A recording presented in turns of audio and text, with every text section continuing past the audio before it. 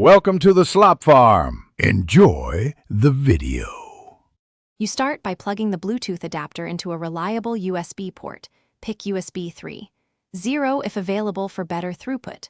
Once done, watch the adapter LED to confirm power. You next open Device Manager or Settings to verify Windows detects the device. This matters because drivers must load before pairing. If Windows prompts for drivers, allow the install. If not, prepare to download the vendor driver. Make sure Bluetooth is enabled in Settings so the system will be discoverable. You now install drivers or accept the built-in Bluetooth driver. The vendor driver often adds profiles and stability, so prefer it when available. Once the driver is active, make the PC discoverable and open Add a Device to Scan.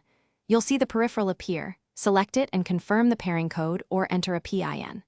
After pairing, set the correct profile, A2DP for audio, HID for keyboards, so the device functions as intended.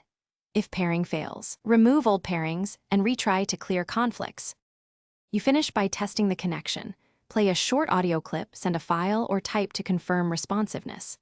Then set the Bluetooth device as the default where required, sound settings for audio, devices for input, so apps use it automatically.